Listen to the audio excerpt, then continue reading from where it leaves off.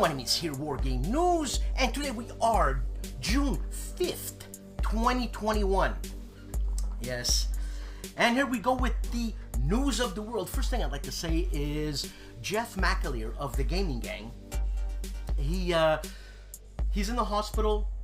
He had, this is news that he told everybody, so it's okay for me to say it. He's in the hospital. He had bypass surgery. I hope he's doing better. And his show, he's been on for like 11 years or something. I've been watching that guy. The guy's a veteran. And you know what? Most of these reviewers and unboxers, the ones I find the most complete, I know what you guys are going to say, but are the people that play all types of games, especially heavy war gamers. For example, CARROLL. For example, David Thompson. For example, even Mo, that guy, even GIMPY. They play all kinds of games. And what does that do? Well, what can I tell you? What does that do? As an artist, it titillates your mind. Huh? Anyways, I got back into something that I haven't done in a long time, and I'm so glad I did. So glad!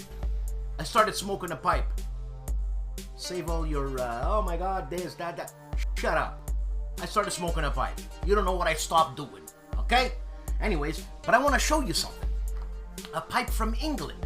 And what's fun about all this pipe stuff, it's the whole ritual thing, you know?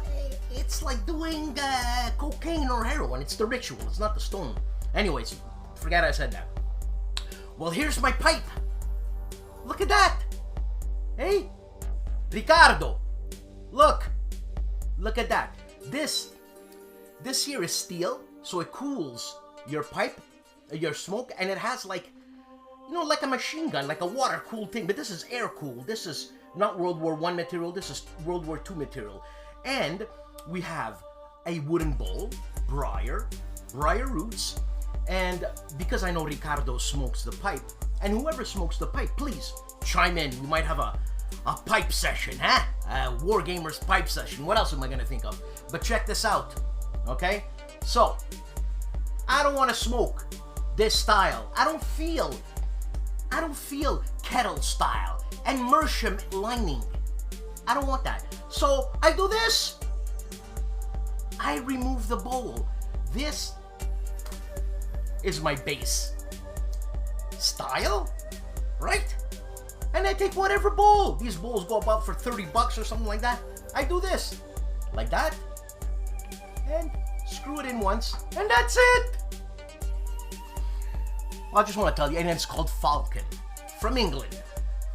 And the tobacco that I am presently smoking, I know this is not about war games, but is anything about war games, really? Ask yourself that. It's a cigar. A cigar.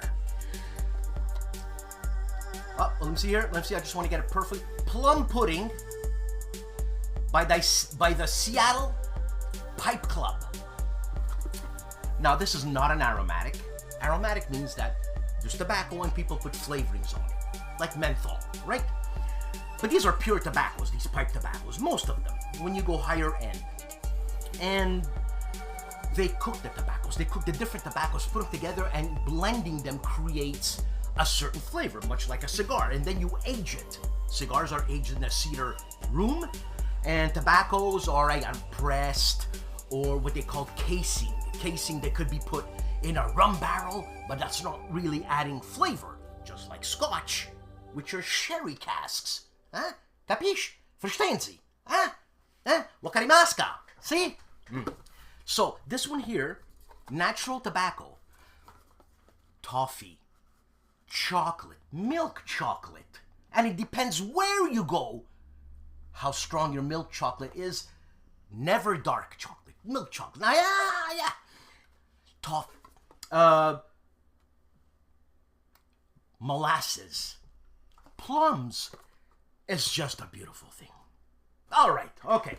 So here we go, into the news. So, as I said, let's all give our best wishes to Jeff. I know I am, and I'm sure everybody here is. So, here we go, and I will do this. Well, we've had a lot of new releases. I had to curb some releases because that's how many we had. But anyways, here we go. This is what I'm offering you, War Game News today. So, you can pre-order on Kickstarter USS Lafay, the ship that wouldn't not die, from Catastrophe Games. So, it's currently on Kickstarter. And I think there's like 14 days left. But guys, go check it out, okay? So, my information might be wrong because I'd like to go quickly put this stuff up so you guys get it. Check it out. It's published by Catastrophe Games, all right? So, USS Lafay, Catastrophe Games. Also, we have from One Small Step Games is Operation Storm, Stalin's Barbarossa. Okay, this is on Kickstarter again. Check it out. This is from One Small Step. I don't have any One Small Step games. I got to try to get some. I have no idea what the material feels like. I'm a material guy. I want to see, I want to touch. You know what I mean? What else do we have? We have by Balkowski. I think this is a remake of an old one called St. Lo. And St. Lo, Normandy, 1944. The Breakout Begins. From Compass. Compass is just like rocking. They're just putting out everything. Okay, I got to get Bill. I got to interview Bill.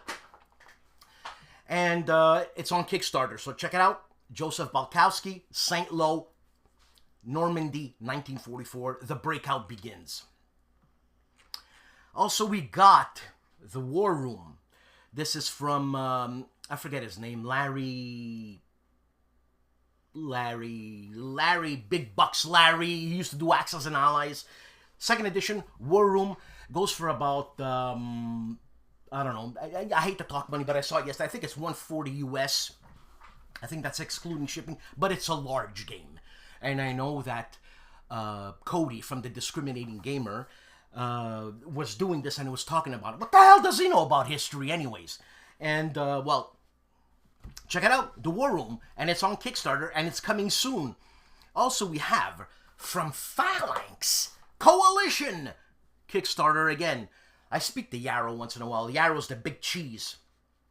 And Yarrow's Polish. And, God, I love Polacks. I don't know why. And I always want to know, like, where do you come from? Like, what's your background? Is your grandmother still alive? Can she cook me a meal? Because the best cooks are grandmothers. And, like Wojennik TV, Leviathan, that guy's amazing. Yarrow, that guy's amazing. I have to have it on. And like me, Yarrow, we have great conversations, but it's never ending, you know? But it's good. Also, we have from my good friend Fred Serval, who's born a Frenchman living in England. Who knew? But anyways, a jest of Robin Hood. There's developers working on this. This is an Irregular Conflict series. New series called Irregular Conflict Series, Volume 2. I don't even know what Volume 1 is. Maybe it's the 3-minute board game guy there, Red Planet something. It's a coin game. But anyways, a guest of Robin Hood, Insurrection in Nottinghamshire, or I should say Nottinghamshire, from GMT, Fred Serval. Check it out. This is not a Kickstarter. Also from GMT, and I got in touch with him, but we lost touch. If anybody knows Matt Culkin, get in touch with him. I think all my emails are going to junk. So, Charioteer, P500 right away. Matt Culkin's the guy who designed Sekigahara. Now, Matt Culkin's is, he's a businessman, CEO of some big company. So, I want to see, just like Reiner Knizia, I want to see the connection between those, what decisions he has to make there. Does he bring them over to war games, or how he refines his whatever, his team? Does he bring that refinement, that thought, that germ of idea to his games? Because his games are quite elegant, eh? So Charioteer from GMT. Remember Circus Maximus from Avalon Hill? Yeah, great. I love it. I haven't even opened it. That's how much I love it. And there was an old Coliseum game. Lots of fun. I'm assuming it's like a beer and pretzel game. So it's the Race for Glory in Ancient Rome. Charioteer. Matt Calkins. Matt, write to me. Also, Mark Simonich, Stalingrad 42, an expansion. Why would Stalingrad need an expansion? Obviously, it needs an expansion, because how can you pay Stalingrad in one little box? Huh? Something like this. Huh? Huh? Gary Graber, Ontario, Canadian. So, Stalingrad 42 expansion, Operation Little Saturn. So this is from GMT and Winter Storm. Little Saturn and Winter Storm. You got me there. I don't know what Winter Storm is, but anyways. Also, from GMT again, Triumvir. Kaiser Pompey and Crassus subjugated the Roman Republic. Or subjugate, not subjugated. This is from GMT by Mark Herman and Jeff Engelstein. I used to know a Jeff Engelstein. He played in a band called Nexus. This was a percussion band, but it's not the same Jeff Engelstein. Anyways, Battleline, 11th printing, Reiner Knizia, 11th. Compass Man again, rocking it. Sniper Killer, confirmed. Or Sniper Kill, I can't read. Sniper Kill confirmed from Compass Games. So this is a game by J. Kirkpatrick, and it's this is a card-driven solitaire war game. I'm buying it! Also, we have No Peace Without Honor, the Dutch War, 1672 to 1678. Compass, a game designed by, let me look here, David Mailer. And that's what David Mailer is up to these days. Games NATO, the Cold War Designer Signature Edition by Bruce Maxwell. I had interviewed him. Nice man. Nice man. Knows a lot about NATO. The Cold War situation of NATO. And Paul Rohrba's company. I love Paul Rohrba's company. This guy puts games. Whap, whap, whap. Hot Sangalia. 2/6, 1967. From High Flying Dice Game. DVG. Zero Liter. The World War II Pacific Theater solitaire game. You know how heavy that box is? I couldn't believe it. So basically the box comes shrink wrapped with a sleeve on top. So you can use the sleeve if you're an artist. Because don't put it back on your shelf. He's going to scratch it. So use the sleeve. Cut it out. You're going to ruin it anyways on the shelf. Cut it out. Make something. And we also have from GMT new releases, The Dark Summer, a Ted Racer game. Normandy, 1944. I think this is a point-to-point game, just like his Paths of Glory. And I'm wrong. Also from GMT and Jerry White, Storm Above the Reich. Oh yeah. GMT, new release, Storm Above the Reich. And that's it for your No Enemies Here, new releases. Have a good show.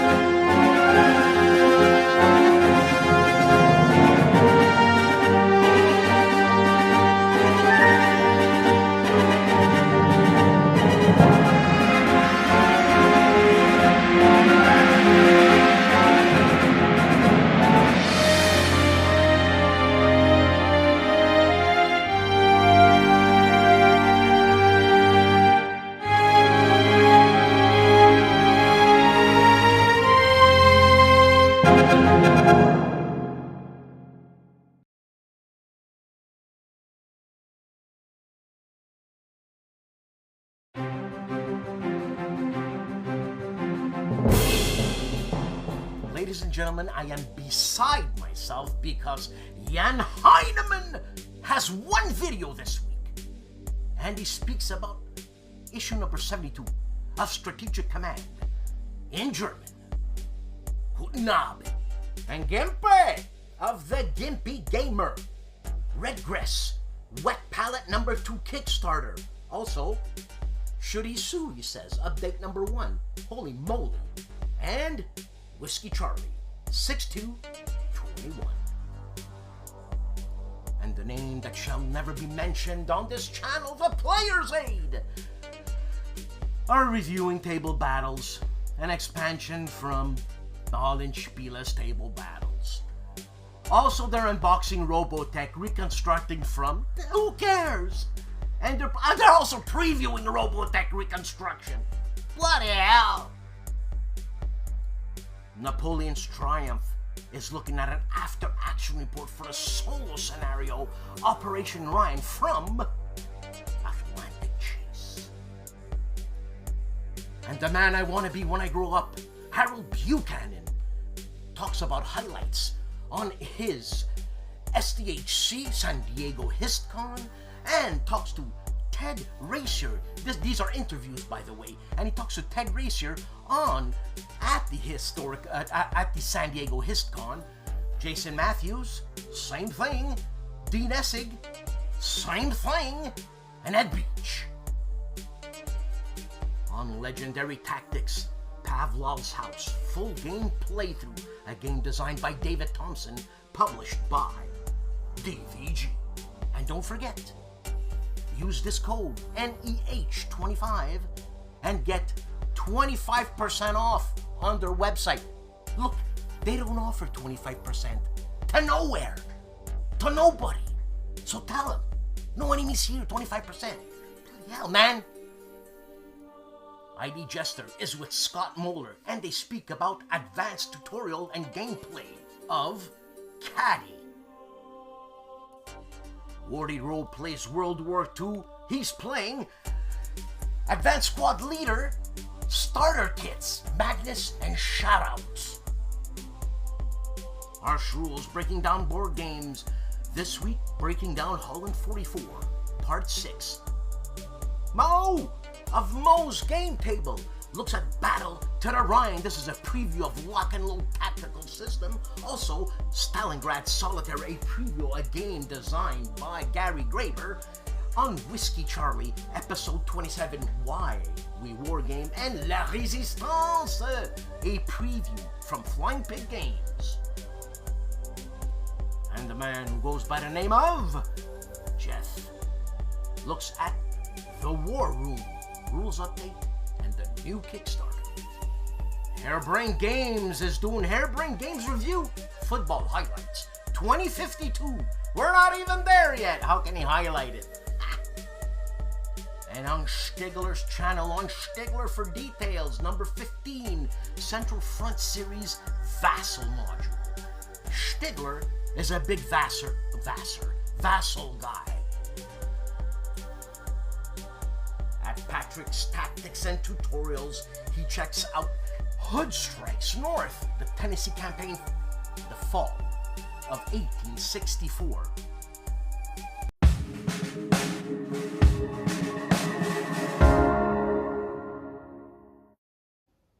Hello everyone, this is Michel Leviathan-Sorbet from the Polish YouTube channel Wojennik TV. As usually, here is my weekly roundup of the content that I published on Wojennik TV during the last week. On Sunday, I started with a playthrough of Down in Flames Locked On from Dan Versen Games.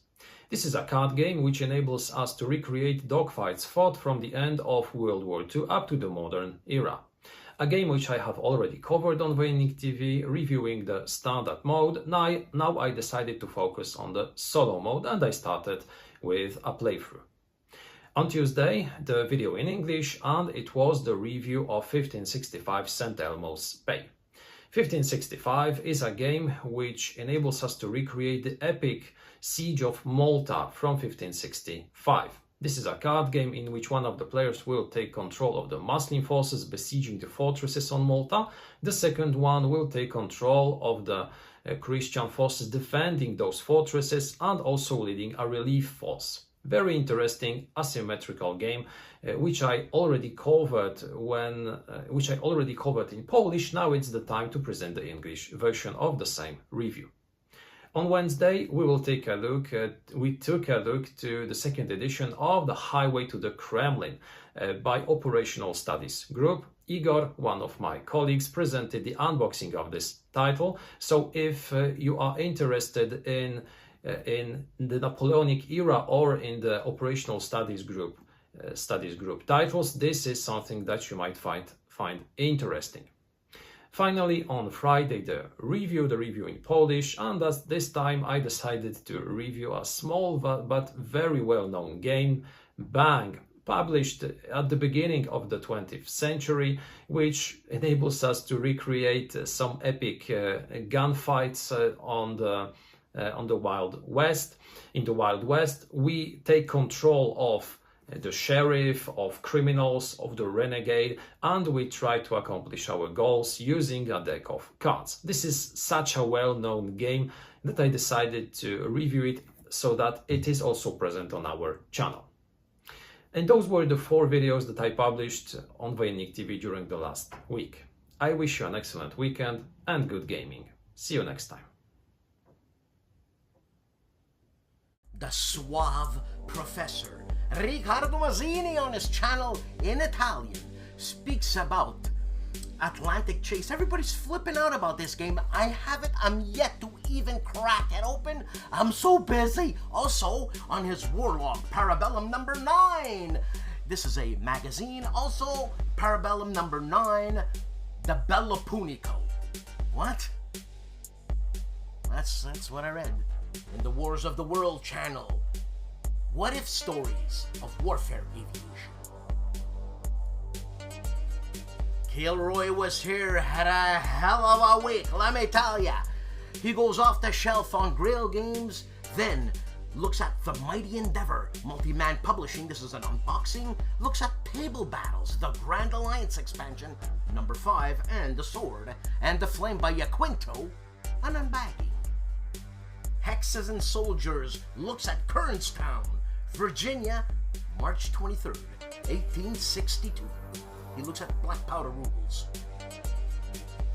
World War II Solitaire Board Channel looks at an unboxing of Get Out of Colditz. This is a card game, plus he's going on a tear with D-Day Dice 2nd edition. Obviously, he does Airborne in Your Pocket, and Way to Hell, that's an expansion of D-Day Dice, plus looks at Open Fire, a solitaire combat game in World War II a la Ambush. And a strong man of war games, Rob Oren, has a great point. Gen Con 2021, with big companies not going, is this the year of small and independent publishers? I hope so, Rob. And the OG, the original Grognard, History Maker, Golf Skins, the Back 9. This is the Valhalla Golf Course. The OG, that's right. Tony of Tony's Board Life wraps up Mrs. Thatcher's War. Also, he gives us a channel update and plans for summer recording. Also plays Long Street Attacks, Little Round Top Turn 1, and is doing Picket Duty, a game by Legion War Games, Phase 1, Scenario 1. And at the Tank Museum, we are having tank chats, and we speak about Swiss tanks. Unbagging the Dark Star Incident by Dark Coddy Games. This is what's happening on Combat Board Games. Hex to Hex looks at Civil War Battles, Chickamauga. Also, he takes a look at Meg War Sicily from Worthington Games and looks at Herman Luttman's Long Street Attacks Part 1, published by Revolution Games. Steve Dolges has a plethora of videos out this week, and he's playing The Deadly Woods, Parts 1 through 9. Wise Guy History is doing The Dark Summer by Ted Gracier. Also, Atlantic Wall from an old SPI game. And Fred Serval of Homoludens is doing a Wargame Art interview live. Interview that is with Ivan Caceres, Donald Hegarty, and Nils Johansson.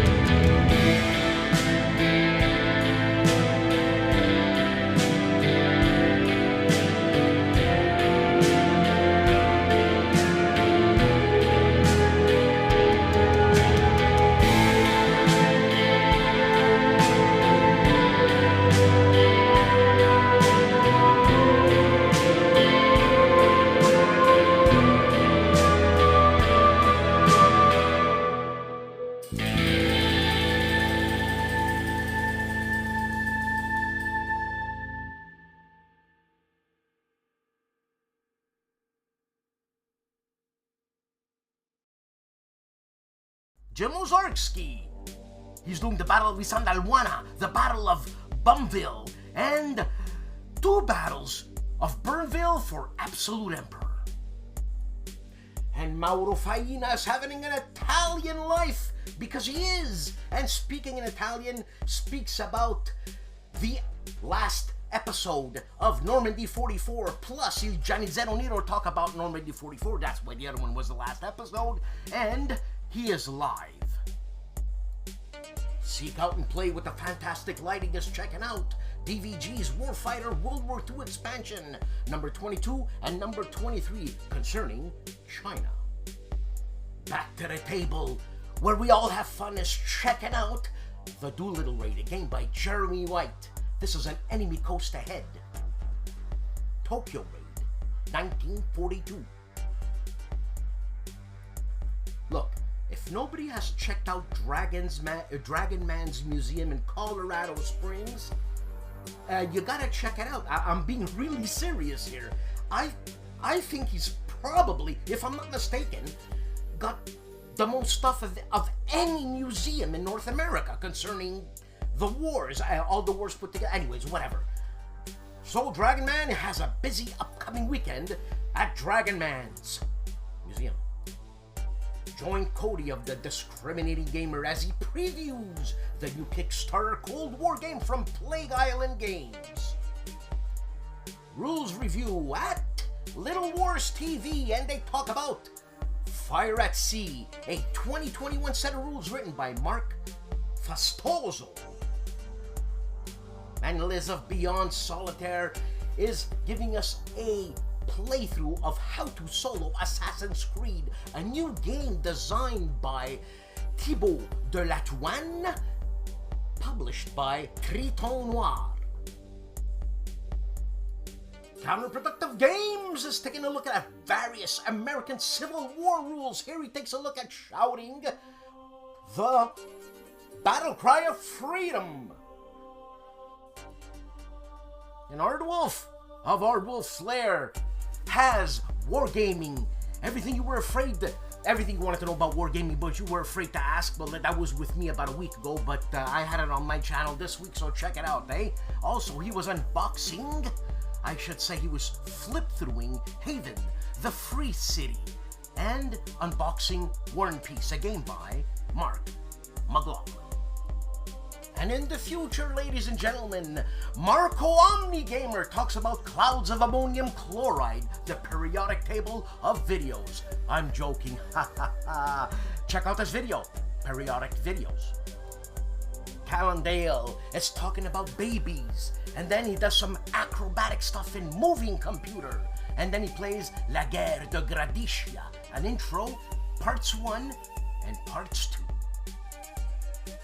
Compass Games is live, and Town Hall episode 23. Join Bill Thomas, president and owner of Compass Games, for the latest company news. And Wayne Hansen is checking out DVG's new Zero Leader. And if you don't have this game, well, the reason why I say that, because it actually weighs a lot. It's probably one of the heaviest games I ever got. Anyways, Wayne Hansen plays Let's Play Zero Leader. He's on the heavy bomber section, and he's opening the box, I should say his recon section, an unboxing of Stalingrad Solitaire game designed by Gary Graber, a Canadian. Hello all, today Kilroy goes off the shelf on miniature rules.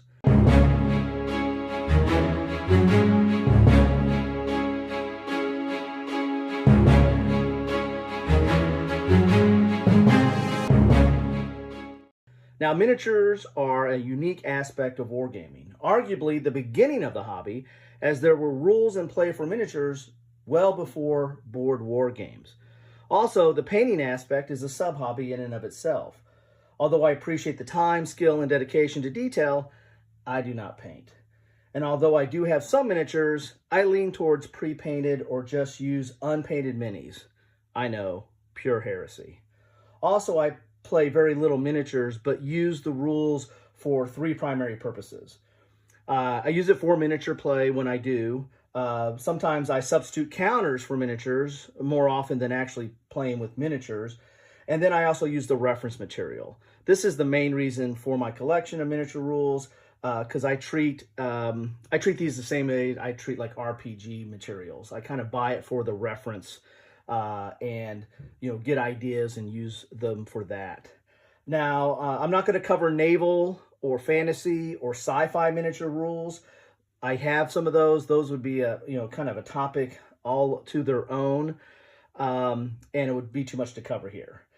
So let's get started. And what better place to start than with Little Wars by H.G. Wells, which was done in the early 1900s and was really kind of one of the first codification of miniature rules, covering, land miniatures, and, kind of sparked off the hobby, so to speak. We start getting more miniature play after this time frame, and start getting more in different rule sets after this time. So, this is a newer version of this, but Little Wars kind of sparked everything off, and dealt with, it didn't really deal with specific time periods. I think it was more general for its time period.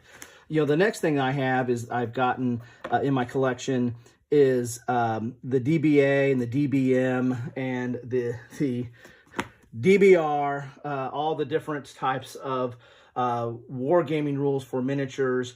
The DBA came out first, and then they came out with this that covers basically the same period of the antique or ancient time, but this covers from 3000 BC to 1500 AD, and these are Phil Barker and Richard Bodley Scott does all these different rules, but these are different rule sets that cover basically the ancient periods. This one covers, again, up to 1500, so this actually goes into Middle Ages, but this is just a general rule set. DBA, I think, is more common among people. It's been around longer. This one really just kind of added in the medieval time frame into it, but there's a lot of reference materials to this. I mean, I've printed out several of these. As you can just get in here, there's all kinds of different army lists, like this does army lists from 3000 BC to 500 BC. And so it gives you, the references. As I said, I use this mostly for the references. Like here's the year early Sumerian, and I'm having trouble with my thumb. As I said, I heard it earlier in the week and just can't turn pages. So why did I pick turn page segment? You just got the different armies, and so it tells you about like the time periods and what is comprised in that army, and then you can go back to the general rules and use that. This rule set brings it up to the Renaissance era, so 1494 AD to 1700 AD, and then again I have some of the army list for that. These are different books, and since that covers a long period of time, there's different books covering segments of that time per country. So you'll get, Swiss Confederate and get during that time period, and it'll just show what the composition, and it'll also give you some notes about that army and what some of their strategies are and stuff like that. As I said, I use this a lot for reference material because I try to cover battles that aren't covered as much, and so I like going into these to kind of make my own battles. And sometimes I don't even use the miniatures. I'll just use counters or makeshift stuff that I have around to try to see what that battle looks like. The next set of miniature rules I have is Field and Glory. And as always, if you guys have comments on these, love to hear what you think about these different miniature set rules. And these are just ones I have. I know there are probably better and easier and greater rules out there, but this is what I have because it's off my shelf. So I got Field of Glory. These were put out by, I think these were put out by Osprey, Osprey Publishing, and their color, they give some history in there. It's pretty cool. I generally like them. I can't, playing wise, I don't know which one I like better on this, but this one, it just has a better presentation. And these are like the general rules and have some armies in here, but then most of this is for the reference material. So you'll have Rise of Rome. So this is a book that just deals with, the Roman units, and it'll give you composition breakdown and, you know, starter army, and so you can like look at the different composition of forces, and actually they might have some scenarios or battles in there that you can set up and recreate and do the like on that. So I have several of these. You know, this is late medieval period. There's several reference books, and you know me, I like a bargain, so I try to get these, you know, at the lowest price possible, because when they came out, they're relatively expensive. I think like they're 20 bucks each. I didn't pay 20 bucks each for them, but they can get kind of pricey, especially since they're reference materials. But there's all kinds of, you know, different, you know, here's Imperial Rome, so it's a later Rome period, the Ottomans, Byzantine, the Biblical Middle East, Far East, and that's a pretty good sized book there. But there's all kinds of, you know, use these as reference materials. So, you know, moving to the Renaissance period, you also have Field of Glory Renaissance, which, you know, brings the rules up to, you know, more of a musket and pike, and maybe even into, let's see, I don't know what time period this goes to. This might even go into like a flintlock time period. But again, you have general rules here, and then you're going to have the, you know, reference materials. So you got Wars of Religion, Trade and Treachery, Clash of Empires, Colonies and Conquests, Duty of Glory, Europe, 1660 to 1698.